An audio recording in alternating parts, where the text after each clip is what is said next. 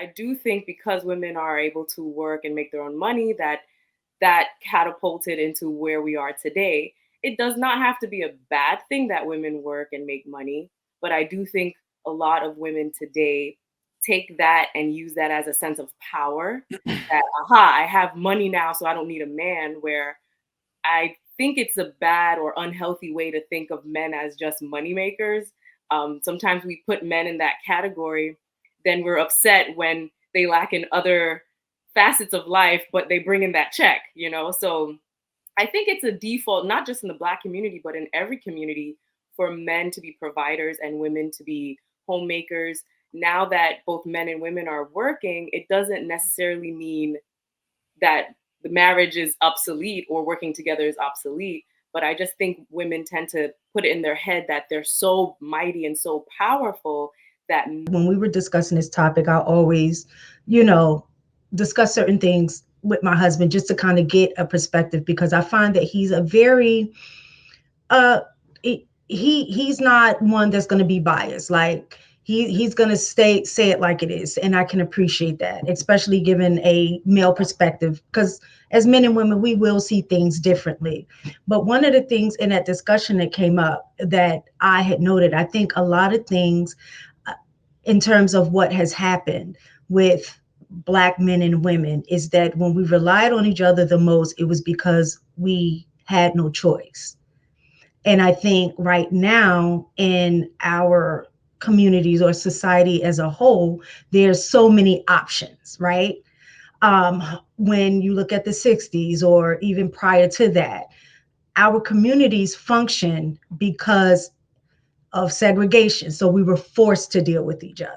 You know what I mean? And so I feel like at this stage of the game, in order for us to get back on track, is something, I know this sounds bad, but something catastrophic would have to happen in order for us to pull together. Because I think the fact that we have options, like now you hear this whole thing about passport bros, or then the women are saying, well, you know what, I'm a, diverge and I'm gonna go outside of my race too because there aren't, enough good Black men, and vice versa. We're saying all of these same things about each other, but put in a situation where we're forced to rely on each other, then I think that's when it would happen. Even with women, like back in the day, we had less options in terms of work and resources. So our way was to get married. That was so we could have access to resources. But now that women are able to be in the workforce and make, just as much money as men, now that puts us in a position that we have options. So I that's just my disagree. opinion. I disagree a little bit, mistaken, only because I don't think it was because we were in turmoil that we were able to work together. I think that's more of the default way society is, or how men and women tend to interact naturally. Um, that's my only small issue I have with what you said. But I do think because women are able to work and make their own money, that catapulted into where we are today. It does not have to be a bad thing that women work and make money, but I do think a lot of women today take that and use that as a sense of power. That aha, I have money now, so I don't need a man. Where I think it's a bad or unhealthy way to think of men as just money makers.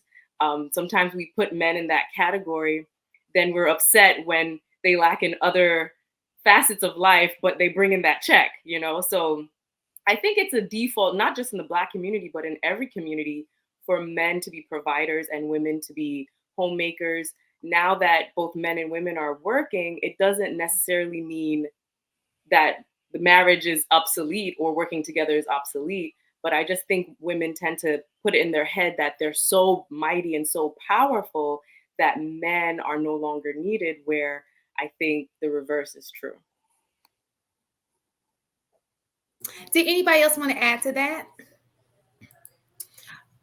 And I'm glad you mentioned that, Chanel, because I wanted to go in. I know it was a comment. I thought that this would, and I wanted to bring this up, even though it's not on the agenda. But I know I hear this a lot. Why do you think men? Because I know you kind of brought this up, Chanel. Why do you think men think that women are in competition with them? Because I hear that all the time. Like, you guys are competing against us. And I don't think that women are necessarily thinking of themselves as competing against men. At least I don't think they are. Perhaps. But I can see how it can be seen that way. I Interpret. think men's mind automatically go in competition mode because that's the way they operate. So their lens is like geared towards that. And so I think a lot of times they're saying we're in competition where it is real. We don't even know that we're in the game. Like we're just, I just in my opinion, I think a lot of times we are just doing what we do. And on the outside looking in, I think men is seeing that as competition because we want to be successful and want to succeed. But I think we're competing against ourselves. You know what I'm saying? Like you want to be better. Oh, I want to get this promotion. I think we're competing in that manner, but I think men are taking it personal, like we're competing against them. And it's really the position, like when it comes into the workplace. What do the guys think? Yes, go ahead, Marcus. I I think it comes off that way because when you scream I'm independent, you have to be independent of something.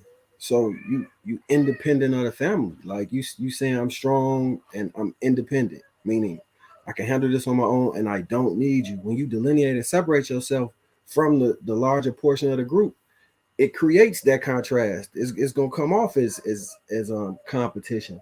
And then like when we engage in these conversations, in the most hurtful ways, it be y'all gonna be homeless this year and die alone. Well, y'all don't got college degrees and make enough money.